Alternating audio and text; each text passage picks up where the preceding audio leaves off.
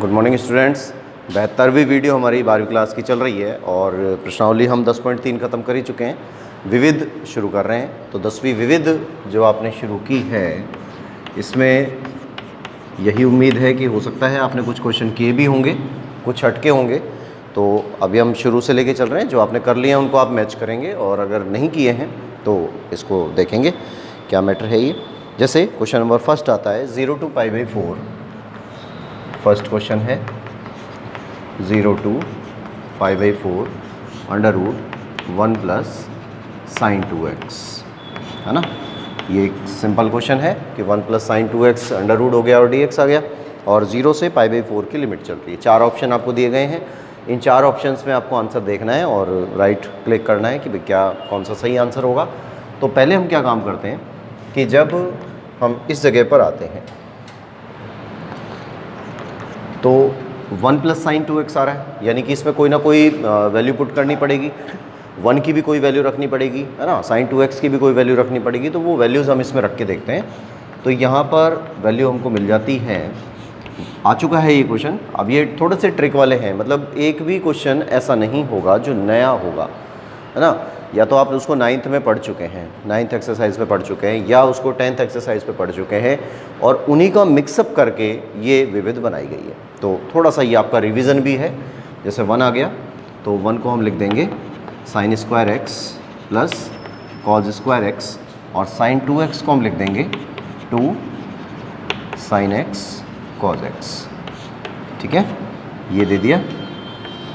फिर उसके बाद अब ये एक होल स्क्वायर बना। किस चीज़ का होल स्क्वायर है ये?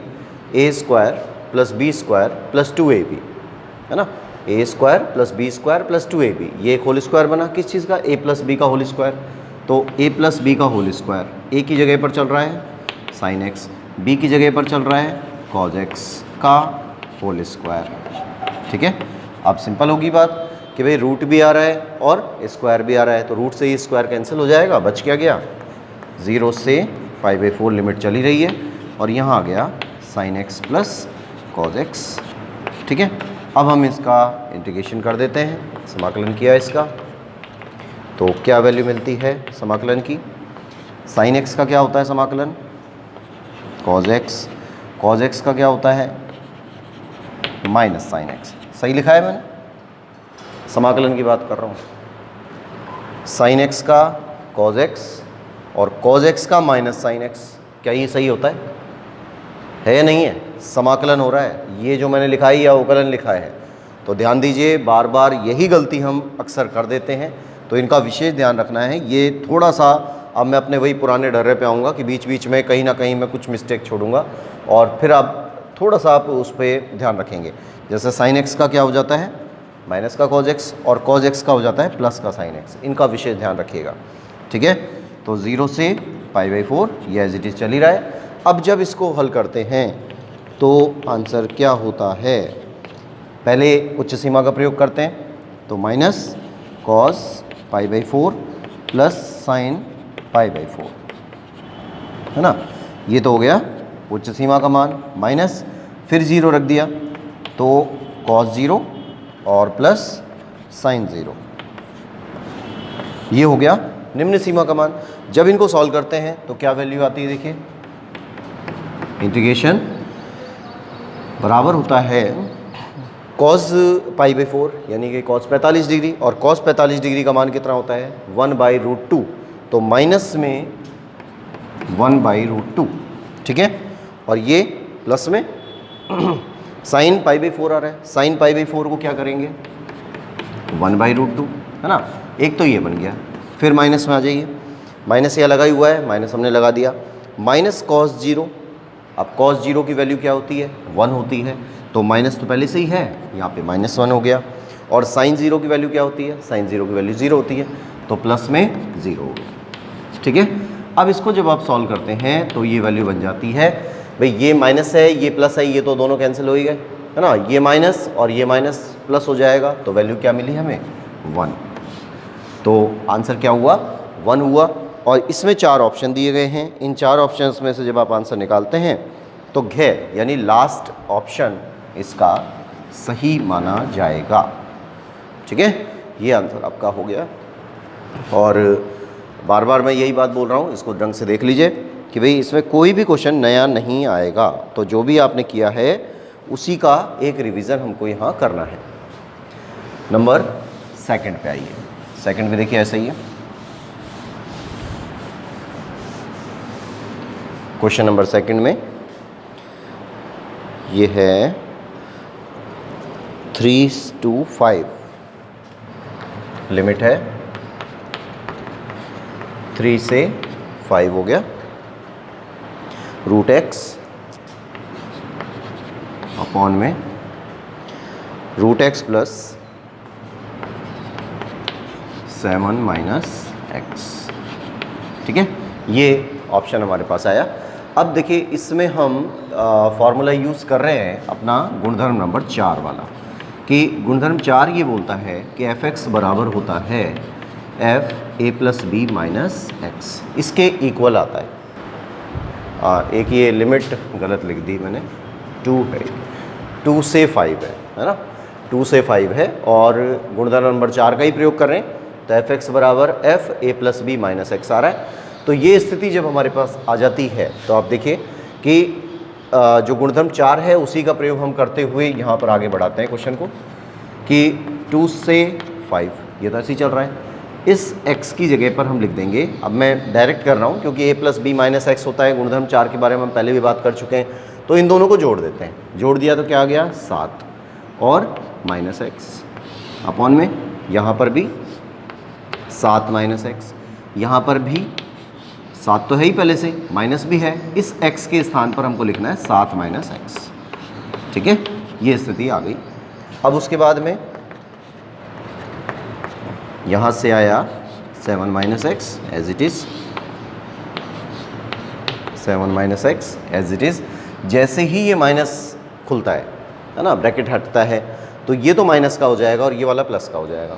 अब -7 और +7 तो कैंसिल हो गए, बचा क्या प्लस का x। ठीक है, तो यहाँ पर आ जाता है +x। इसको हम मान लेते हैं इक्वेशन नंबर फर्स्ट, इसको मान लेते हैं इक्वेशन नंबर सेकंड। हो गया। अब जब हम दोनों इक्वेशंस को यानी दोनों समीकरणों को जोड़ देते हैं, तो समीकरण 1 व समीकरण 2 को जोड़ने पर, इनको जोड़ दिया तो देखिए क्या आता है, जब इनको जोड़ देंगे तो क्या आ जाएगा 2i, 2 से 5। भाई कॉमन फैक्टर जो आते हैं वो मैंने आपको पहले ही बताया था, जो कॉमन चीज़ें हैं उनको आप पहले लिख दीजिए, बाकी सबको ऐड कर देंगे। तो पहले हम इसको लिख लेते हैं √x, फिर √x, √7 - x, फिर प्लस √7 - x अपॉन में √7 - x और प्लस √x, है ना। इन दोनों को एक साथ लिख दिया। अब क्या होता है देखिए, जो एलसीएम है वो तो दोनों का सेम है, ये वाला एलसीएम और ये वाला एलसीएम सेम आ गया। जब ये एलसीएम सेम है तो ऊपर की संख्या भी एज इट इज़ जुड़ जाएंगी, बस हो गया। और यही गुणधर्म 4 में होता था, यही काम हमने किया है। अब तो 2 से 5 ये लिमिट चल रही है, यहाँ लिख दिया √x 7 - x अपॉन में √x प्लस 7 - x और dx हो गया। इनको काट दिया तो 2i बराबर 2 से 5, ये पूरा कट गया, एक बच गया, तो dx आ जाएगा। और जब हम इसका इंटीग्रेशन करते हैं तो वैल्यू मिलती है x, 2 से 5, इसमें वैल्यू डाल दी तो कितना आ गया 5 - 2, 3 बच गया, तो i = 3/2। तो ये वैल्यू हमारे पास आ जाती है 3/2। अब आप ये देखिए कि जो 4 ऑप्शन हमको दिए गए हैं उसमें 3/2 कौन से नंबर पे आ रहा है, तो वो है ग पर, है ना, ये आंसर सही माना जाएगा। ठीक है, ये आपका क्वेश्चन नंबर 2 कंप्लीट। उसके बाद आ जाते हैं क्वेश्चन नंबर 3 पर।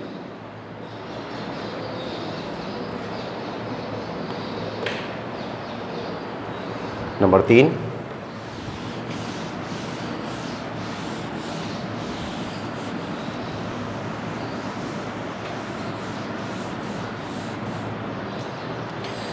तो तीसरा है a - b।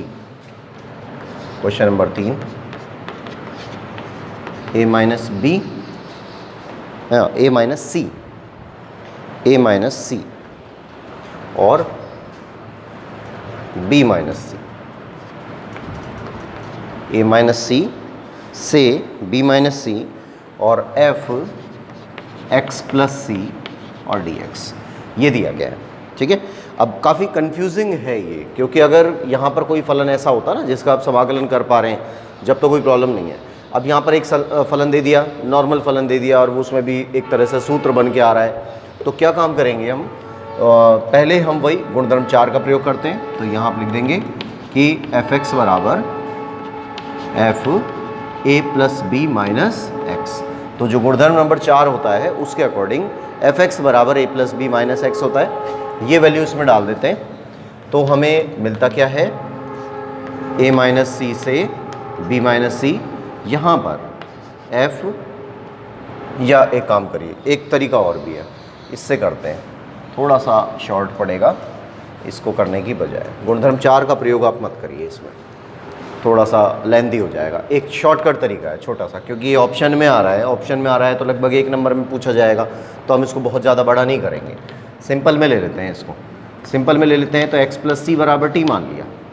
ठीक है, एक्स प्लस सी बराबर टी हो गया। अब जब हम इसका अवकलन करते हैं तो क्या प्राप्त होगा?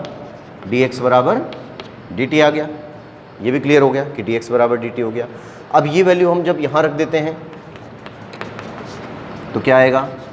एफ टी, है ना, इसकी जगह पर टी मान लिया इसको तो, और डी एक्स की जगह पर डी टी रख देंगे, तो ये आ गया।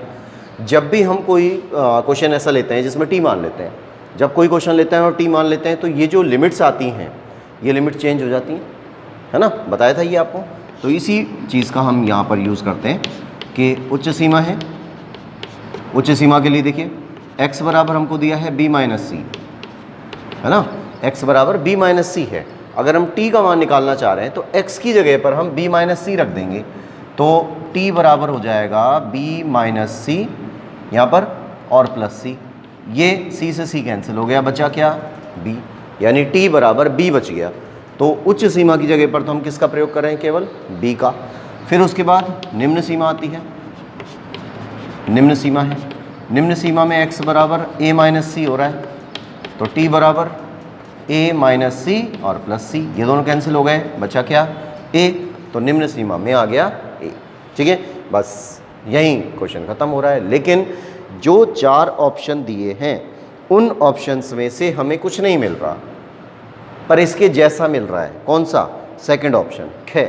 ख में इसके जैसा है, तो हम यही यूज़ कर रहे हैं कि अगर हम गुणधर्म 1 का प्रयोग कर दें, गुणधर्म 1 से, गुणधर्म 1 क्या बोलता है कि अगर आप लिमिट को परिवर्तित ना करें और चरों में परिवर्तन कर दें तो फलन के मान पर कोई फ़र्क नहीं पड़ता, है ना।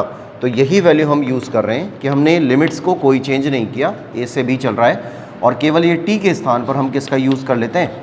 एक्स का यूज़ कर लेते हैं, तो ये बन जाएगा एफ एक्स डी एक्स। ठीक है, ये स्थिति हमारी हो जाती है और ये बन गया ख ऑप्शन, मतलब सेकंड सही है। ठीक है, इसके बाद आ जाइए नंबर 4 पर।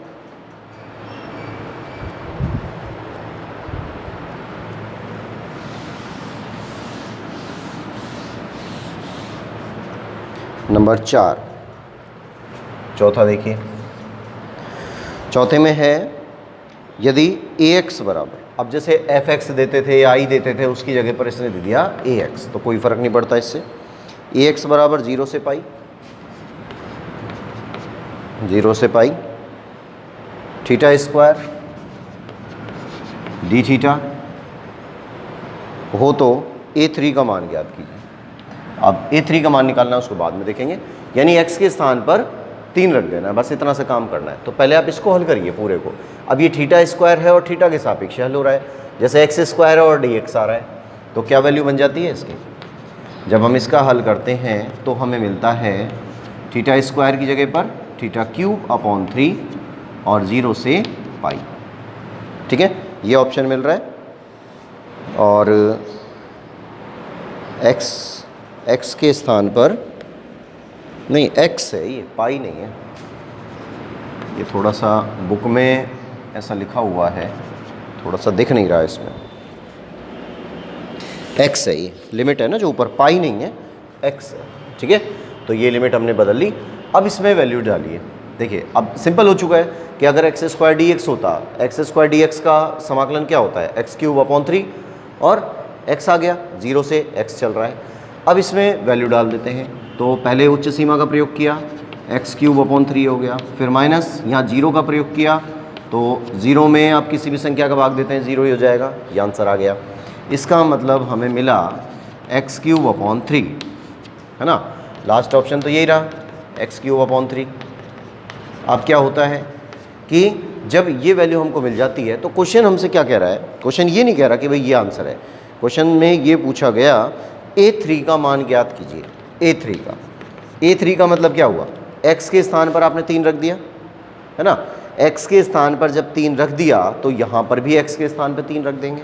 जब हम यहाँ पर x के स्थान पर 3 रखते हैं तो 3 का क्यूब बटा 3 मतलब 27 बटा 3। तो आंसर क्या आ गया, 9, है ना, 9 हो गया बस। तो कौन सा ऑप्शन आ गया, ऑप्शन नंबर 1 कै ऑप्शन सही माना जाएगा, हो गया। ये नंबर 4 था, सही है। अब आ जाइए इसके बाद नंबर 5 पर। नंबर 5,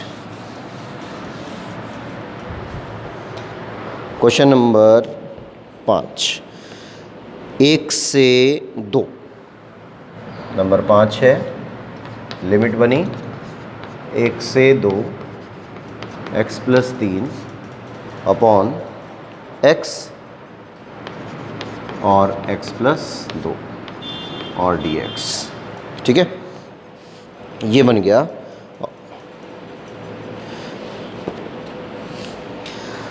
क्वेश्चन हमारा अब क्या करना है, देखिए अब आपको याद आ रहा होगा, मैं बार बार वही बात रिपीट कर रहा हूँ कि ये चीज़ नई नहीं है। जो आपने 9वीं प्रश्नावली में पढ़ा है, जो आपने 10वीं प्रश्नावली में पढ़ा है, उसी का एक हल्का सा रिवीजन है, ठीक है। अब उस रिवीजन को आप कितना फास्ट कर पाते हैं ये आपके ऊपर डिपेंड है। अगर कोई ढंग से पढ़ के गया है जब तो कोई प्रॉब्लम है नहीं, लेकिन अगर किसी ने ढंग से नहीं पढ़ा है तो उसके लिए समस्या हो सकती है। नीचे यहाँ पर जो हर में आ रहे हैं और इनके फैक्टर बन रहे हैं, इनके फैक्टर बन रहे हैं तो आंशिक भिन्न बनती है। अब आंशिक भिन्न के हिसाब से इनको हल करते हैं। तो अब आंशिक भिन्न में जब मैंने आपको पहले बताया था भाई लिमिट का प्रयोग तो अभी नहीं करेंगे जब तक क्वेश्चन पूरा हल नहीं हो जाता, तो आप आंशिक भिन्न लगाएंगे इसके अंदर। अब u अपॉन वी तो होता ही नहीं है, जब u अपॉन वी नहीं है अभी हमारे पास, तो हम क्या कर लेंगे, फिर इसको इसी भिन्न को ही तो तोड़ना है, इस भिन्न को तोड़कर आंशिक भिन्नों में वियोजित करते हैं। तो हम यहाँ लिखते हैं कि आंशिक भिन्नों में वियोजित करने पर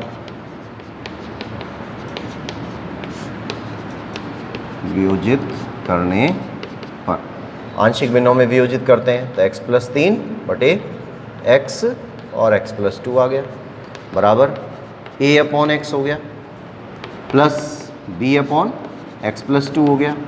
एलसीएम कर देते हैं तो x प्लस 3 आ जाता है, a का गुणा x प्लस 2 से हो गया, b का गुणा x से हो गया।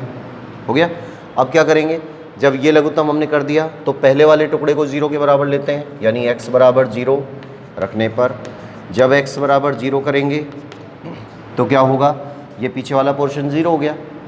जब ये वाला पोर्शन 0 हो गया तो ये भी 0 होगा, भाई यहाँ तो 0 प्लस 3 तो 3 बचा, ये 0 कर दिया तो 2a आया और a बराबर क्या आएगा 3/2, ठीक है। ये a बराबर 3/2 हो गया, ठीक है।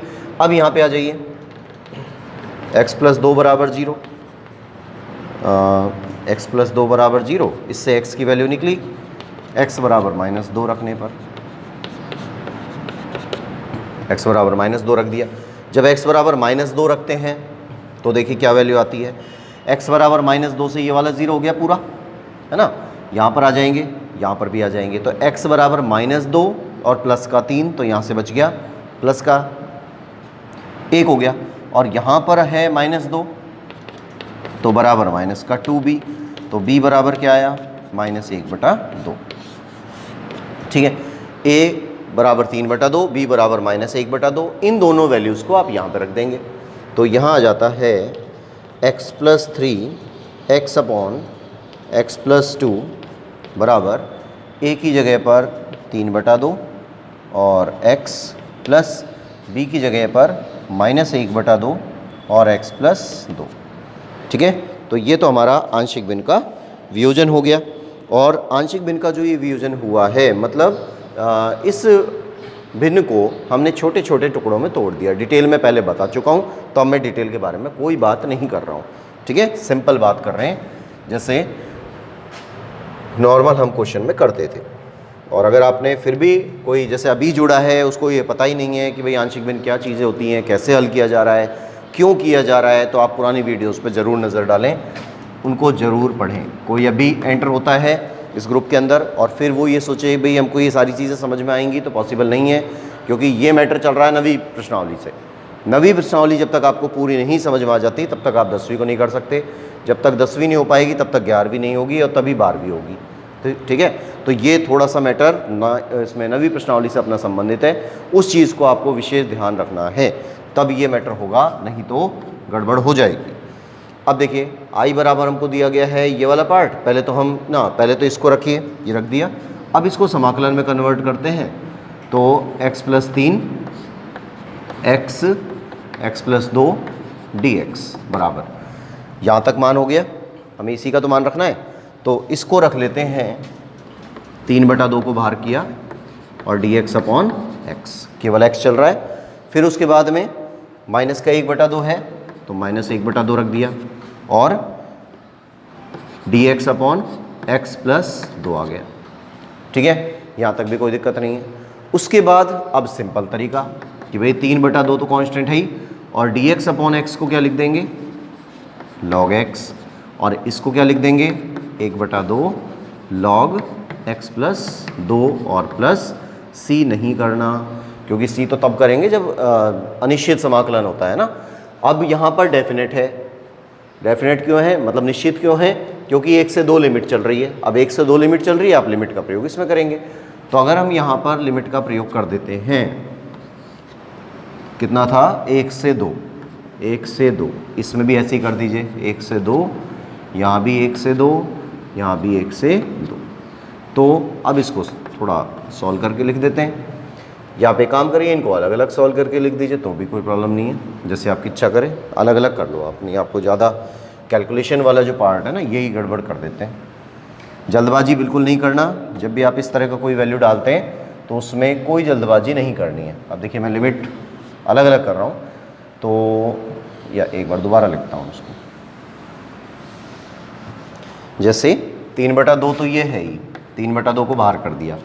1/x का log x होता है, तो log x, ठीक है। और इसमें हम लिमिट लगाएंगे 1 से 2, 1 से 2 की लिमिट चल रही है ना, 1 से 2 की लिमिट लगा दी, ठीक है। फिर माइनस 1/2, ये कांस्टेंट है, बाहर चल रहा है। इसका आंसर आया log x प्लस 2 और 1 से 2, ये भी ठीक है, हो गया। तो ये स्थिति हमको रखनी है। अब इसमें वैल्यू डालिए। थोड़ा ध्यान रखना, वैल्यू डालते टाइम जल्दबाजी नहीं करेंगे और बड़े आराम से काम करना है, क्योंकि पूरा क्वेश्चन सही है और लास्ट में आपने यहाँ पर वैल्यूज़ में कुछ गड़बड़ कर दी ना, तो सब गड़बड़ हो जाएगा, फिर 0 ही नंबर दे देता है कई बार। तो इसमें वैल्यू डाल दी हमने, log 2 हो गया, x की जगह पे 2 रख दिया, फिर माइनस log 1, ठीक है। पहले उच्च सीमा रखी, फिर निम्न सीमा रखी, बीच में माइनस रख दिया, फिर माइनस का 1/2 यहाँ चल ही रहा है। अब यहाँ पर आप 2 रखते हैं, तो log, देखिए 2 + 2 4 हो गया ना, तो सीधा 4 रख दिया, माइनस 1 यहाँ रख दिया, तो 3 हो गया, तो log 3 हो गया, ठीक है। log 1 की वैल्यू 0 होती है, ख़त्म। तो इसका तो कुछ करना ही नहीं है, 3/2 को यहाँ लिख दिया, तो 3/2 log 2, फिर माइनस ये 1/2 इसके साथ आ जाता है, तो माइनस 1/2 log 4 हो गया, माइनस प्लस हो जाएगा 1/2 log 3 हो गया। अब एक चीज़ और देखिए कि ये 4 है, इसको हम थोड़ा सा अभी सॉल्व कर सकते हैं कि जैसे ये 4 आ गया है ना, 4 को आप 2 की पावर 2 लिख सकते हैं, तो 2 की पावर जो 2 आ रही है ना ऊपर, वो हट के बाहर आ जाएगी लॉग की प्रॉपर्टी से। इस 2 से 2 कट गया, क्या बच गया 3/2 log 2 तो ऐसे ही चल रहा है, और माइनस log 2 बच गया।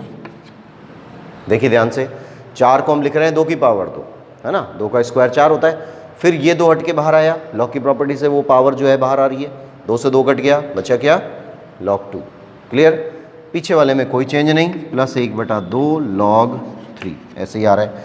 अब ये तो है 1.5 log 2, 3/2 आ रहा है।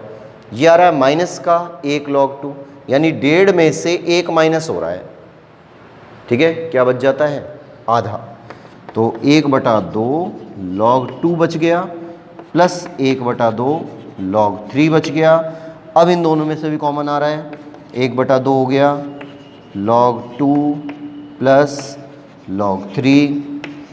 इनको मिला देते हैं, अब भी log की प्रॉपर्टी लग रही है दोबारा से, तो इसको मिला के लिख दिया 1/2 log 2 गुणा 3, है ना।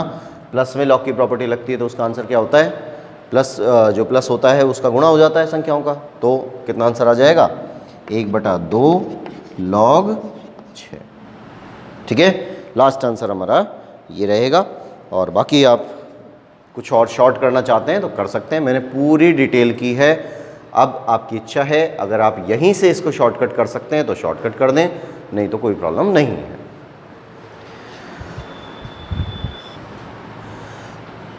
इसको नोट कीजिए स्क्रीनशॉट वगैरह लेके, और फिर उसके बाद आते हैं। थोड़ा सा आप अपने हिसाब से भी करने की कोशिश करिए। पहले कोशिश करिए कि खुद करने क्वेश्चन को, और जब तक अब आप खुद नहीं करेंगे तब तक कुछ नहीं होने वाला, क्योंकि समाकलन एक हद तक आगे बढ़ा है और अब ये फिनिश है ना। 9वीं और 10वीं में समाकलन आपने पढ़ ली है, अब इसमें 11वीं में और 12वीं में भी आएगी, पर इस हद तक नहीं आएगी जैसे ये चल रही है, बहुत नॉर्मल लेवल पे चलेगा वहाँ पर। फिर है नेक्स्ट क्वेश्चन नंबर 6।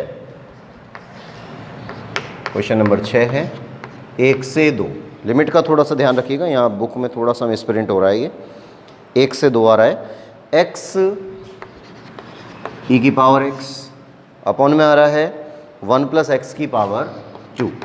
आया हुआ क्वेश्चन है बोर्ड में, ये थोड़ा ध्यान रखिएगा, इसका इंपॉर्टेंट मान लीजिए इसको कि x e की पावर x है, 1 प्लस एक्स का होल स्क्वायर है, dx है। तो क्या मैटर बनता है? ये मैटर आ चुका है, पहले लिमिट नहीं थी, बस इतना मैटर था, ये आ चुका है।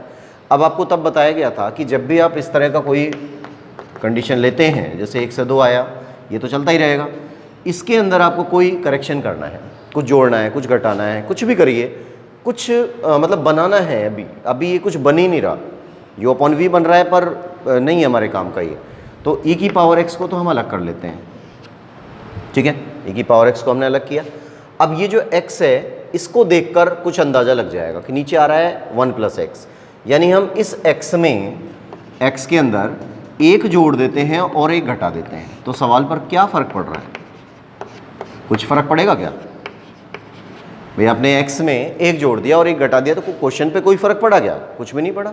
मैं +1 किया, -1 किया, बात बराबर है। अब इनको अलग अलग कर लीजिए। तो जब इनको अलग अलग करते हैं तो 1/2 हो जाता है, e की पावर x आ रहा है। इसको एक बार इसके साथ में, तो 1 प्लस एक्स और 1 प्लस एक्स का होल स्क्वायर, -1 और 1 प्लस एक्स का होल स्क्वायर। ठीक है, देखिए ध्यान से, 1 प्लस एक्स आ रहा है, अपॉन में 1 प्लस एक्स का होल स्क्वायर आ रहा है, तो 1 plus x upon 1 plus x square हो गया, -1 अपॉन में 1 प्लस एक्स का होल स्क्वायर आ गया, ये भी ठीक है। जब इससे ये और ये पावर सेम है, इसमें एक पावर आ रही है, इसमें दो पावर आ रही है, ये कट जाएंगी, और कटने के बाद क्या मिला हमको? e की पावर x। जब ये कटता है तो 1/1 प्लस एक्स, है ना, और -1/1 प्लस एक्स का होल स्क्वायर प्राप्त हुआ। तो क्या मीन्स हुआ इसका? कुछ लग रहा है जाना पहचाना सा? कोई फॉर्मूला बना? बिल्कुल बना। क्या बना कि एक बताया था मैंने आपको कि e की पावर x यहाँ पर आ रहा है, उसके बाद में f(x) आता है, फिर उसके साथ में f'(x) आता है, तो इनका आंसर e की power x f(x) plus c होता है ना। तो ये तो अनिश्चित समाकलन का था फॉर्मूला, खंडशः समाकलन में आया था, बताया था मैंने आपको, ठीक है, लिखवाया भी था, ये सवाल भी हमने इसके बेस पे किए थे। अब इसी कंडीशन पर हम ये क्वेश्चन हल करेंगे।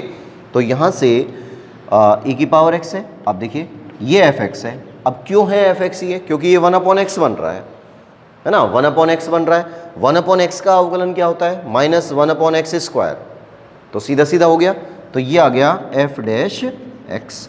अब इसमें ये वैल्यू डाल देते हैं, तो यहाँ से वैल्यू आ जाती है e की पावर x, मतलब इसका आंसर उसके अकॉर्डिंग, इसका आंसर क्या होगा? e की पावर x 1/1 प्लस x, ये इसका आंसर हो जाएगा।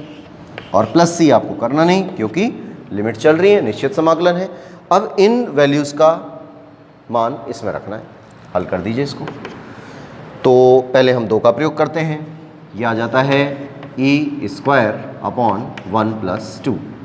देखिए x की जगह पर है ना, ये अपॉन में ही तो चल रहा है, इसको एक साथ लिख लिया, e की पावर 2 हो गया, e स्क्वायर हो गया, 1 अपॉन में 1 + x हो गया, फिर माइनस e की पावर 1 हो गया और 1 + 1 हो गया। इनको सॉल्व कर लीजिए, बस यही answer, e square upon 3 minus e upon 2। कुछ कॉमन निकाल रहे हैं तो कॉमन निकाल दीजिए, नहीं तो यहीं छोड़ दीजिए इसको, बाकी कोई ज़रूरत है नहीं कॉमन की भी, तो छोड़ दीजिए, बस यही आंसर हो जाएगा। तो क्वेश्चन नंबर 6 कंप्लीट।